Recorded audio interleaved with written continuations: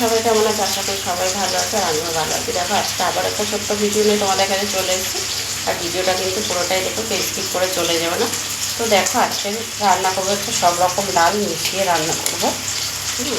আর ডালটা হচ্ছে আজকে রুটির সাথে খাবো বলে সেই জন্যই রান্নাটা করছি।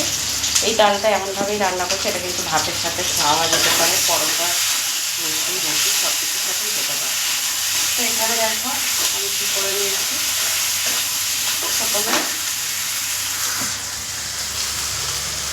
প্রথমে দেখো এখানে মাঝারি সাইজে দুটো পেঁয়াজ কুচিয়ে, শুকনো লঙ্কা আর একটু রসুন থেতো করে 4-5 কোয়ার মতন রসুন থেতো করে তেলের মধ্যে দিয়ে দিয়েছি।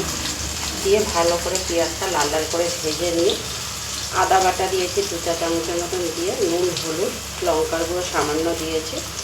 দিয়ে দেখো এখন কষাচ্ছি। কষানোর পরে বেশ বড় বড় আলু দেখো সিদ্ধ করে নিয়েছিলাম, বড় বড় পিস করে আগে থেকে সিদ্ধ করে নিয়ে আলুটা দিয়ে দিয়েছি।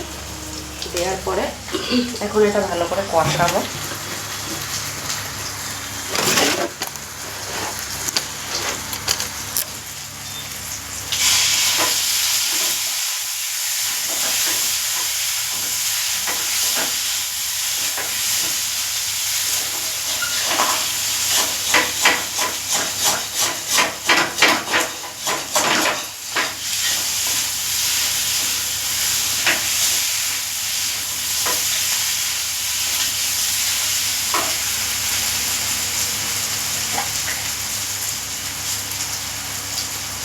একটু মিষ্টিটা দিলাম, যেহেতু রুটির সাথে খাবো।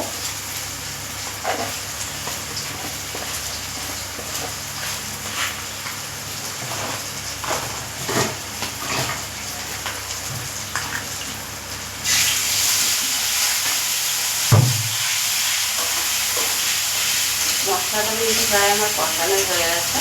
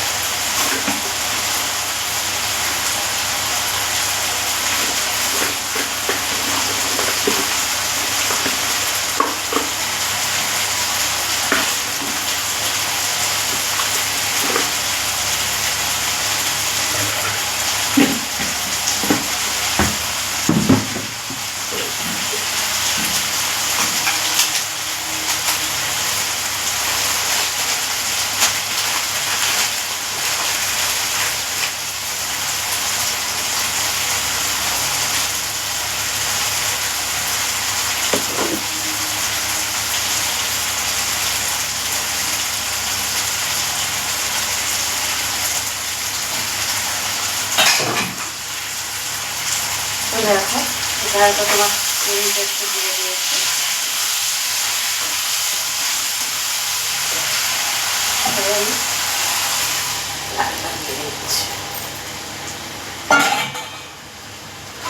একটু ডালটা ফুটে উঠবে, তারপরে কিন্তু চেপে দেখবো নুনটা ঠিক আছে কিনা, না হলে একটু নুন দেবো।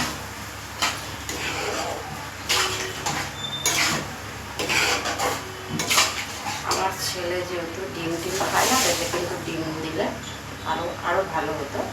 যারা ডিম খাও একটু চিকেনও দিতে পারে, একটু পনিরও দিতে পারো, দিয়ে করতে পারো। কোনোটাই দিইনি, কেন কি কালকেই হচ্ছে পনির দিয়ে কাবলি ছোলা রান্না করেছিলাম, সেটা খেয়েছি। মানে আজকে আর পনির দিয়ে আর ডিম তো খাবে না, চিকেনও খাবে না, ওই জন্য নর্মালি রান্না করা হয়েছে।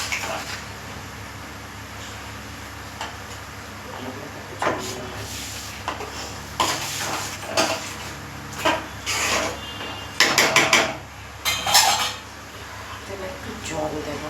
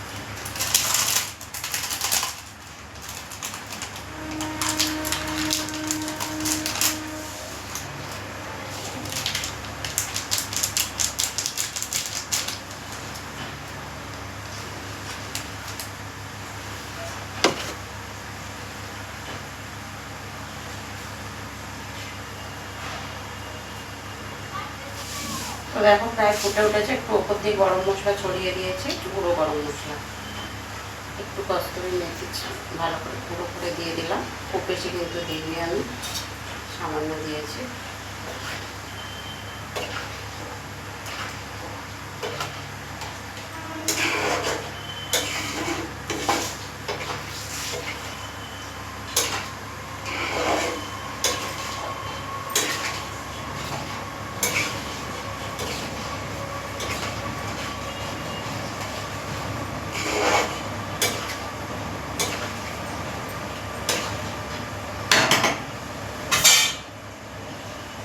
এটা ফুটে উঠলে নামিয়ে নেব। তো বন্ধুরা, কে কোথা থেকে ভিডিওটা দেখছো, ভালো লাগলে লাইক কমেন্ট শেয়ার করে দিও। কেমন ভালো লাগলে অবশ্যই ফলো করে সাথে থেকো। আবারও পরে চলে আসবো ছোট্ট একটা ভিডিও নিয়ে। তত সময় জন্য সবাই ভালো থাকবে, সুস্থ থাকবে। টাটা সবাইকে। কেমন, টাটা।